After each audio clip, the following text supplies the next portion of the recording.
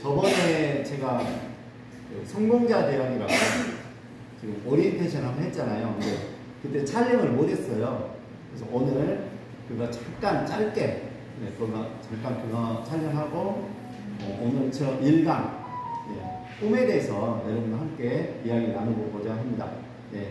그러면 인사드리고 시작하겠습니다. 매일 12시가 기다리는 남자 유천복 인사드리겠습니다. 유성복.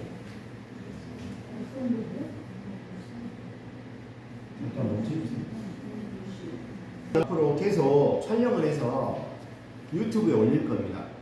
그래서 이제 강의를 못 드셨거나 아니면 또 먼 거리에 있는 분들에게는 이렇게 공유하시면 도움이 될 것 같습니다. 여러분 좀 많이 좀 도움이 되셨으면 하는 바람으로 시작해 보도록 하겠습니다. 네. 이거 다 제가 디자인했습니다. 네, 안 하고 됐나? 예. 저번에 이제 한번 잠깐 말씀드렸는데 그 시스템에 대해서 좀 이야기를 해드릴게요. 시스템은 뭐냐면 원래 이제 미국계 A사 있죠. 미국계 A사 암으로 시작하는 회사 있잖아요. 거기서부터 쭉 이게 검증이 된 겁니다. 시스템은 거의 한 7, 80년 됐습니다. 시스템이 지금 나온 지. 그래서 이제 그 시스템의 거의 집대성을 한 분이 덱스트 예거 시스템이라고도 불리기도 합니다. 근데 그게 이제 넘어와서 모든 이제 이런 조직, 특히 네트워크 쪽에 이제 그래서 이제 그게 우리가 많이 알고 있는 게 성공의 8단계입니다. 성공하는 어떤 프로세스 8단계인데 그 성공의 8단계를 저는 좀 다르게 풀었어요. 그 국회의원 신순범이라는 국회의원이 있어요. 그분이 쓴 책이 꿈, 깡, 끈, 끼, 꾀라는 책이 있습니다. 제가 그 책을 좀 여러 번 읽었거든요. 그래서 저는 성공의 8단계를 꿈, 깡, 끈, 끼, 꾀, 운, 꼴 전부 쌍기역이 들어가죠. 그래서 여러분들이 인식하기 쉽게 여러분들한테 이해할 수 돕기 쉽도록 이렇게 진행하도록 하겠습니다. 그러면 시스템이라는 것은 무엇이냐? 함께 따라서 한번 해볼까요? 시스템이란 붕어빵틀이다. 자, 여러분들 혹시 붕어빵 아시잖아요? 네. 그렇죠? 붕어빵을 그 비늘 모양 있잖아요. 그거를 여러분들 혹시 손으로 빚어서 만든다면 하루에 몇 마리를 만들 수 있을까요? 과연? 글쎄요. 글쎄요죠. 그렇게 똑같이 못 만들 수도 있어요. 그렇죠? 근데 붕어빵틀이 있으면 거기다 붕어빵틀에다 밀가루 붓고 그 다음에 팥 안고 넣고 그 다음에 밀가루 붓고 불 떼고 돌리면 뚜껑 열면 콩콩콩콩 계속 나오죠. 그런 개념이라고 보시면 돼요. 그래서 결국에는 이게 우리가 똑같은 규모의 경제, 똑같이 대량 생산, 보통 기업들이, 대기업들이 결국에는 규모의 경제를 하고 있기 때문에 큰 부자가 되는 거거든요. 그래서 우리도 큰 부자가 되기 위해서는 이러한 붕어빵틀 같은 것을 우리가 이용을 해야 된다라는 뜻으로 붕어빵틀이라고 제가 개념을 잡았고요. 그러면 이 시스템에는 어떤 특징이 있는지 알아보겠습니다. 첫 번째, 효율성입니다. 이게 강사가 이제 오늘 신규가 여기 20명이 왔다. 그러면 강의는 1시간이지만 결국에는 뭐예요? 20명이 들었기 때문에 1시간이 아니라 20시간의 효율이고 100명이 왔다면 100명의 효율이 나는 겁니다. 이해가시죠? 그래서 효율성이 있다. 효율성이 극대화된다. 그 다음 두 번째, 공정성입니다. 자, 스폰서나 자기 파트너한테 누구는 도와주고 누구는 안 도와주고 이런 여러 가지 문제들이나 서운함이 있을 수가 있어요. 근데 시스템을 돌리면 그 시스템에 모시고 온 분은 최대한 활용을 하는 거죠. 그래서 시스템 안으로 들어온 사람은 같은 혜택을 받는다. 이런 부분이 있고요. 세 번째, 복제성. 이 시스템이 하나의 매뉴얼이 되면 여기는 광주지만 부산, 목포, 전주, 전국 어디에서든지 동일한 시스템으로 돌아가면 다른 사람, 다른 장소, 다른 시간에도 같은 모양의 붕어빵틀이 만들어진다. 이건 어떤 뜻이냐면요. 우리가 그냥 삼성생명을 예를 들어볼게요. 삼성생명 부자죠. 부자잖아요. 예.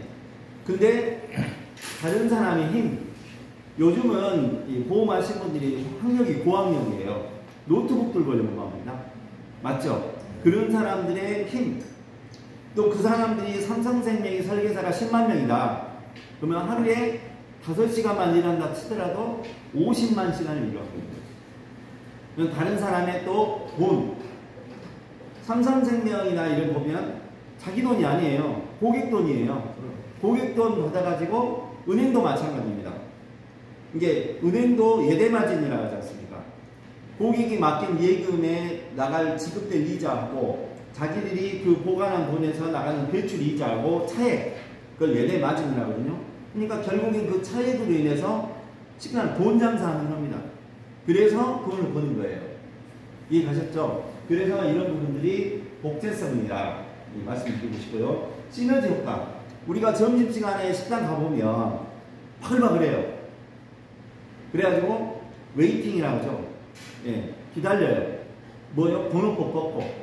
근데 그런 식당은 번호표를 뽑고 기다리면서까지 밥을 먹어요. 근데 식당에 휑해. 점심시간에 아무도 없어.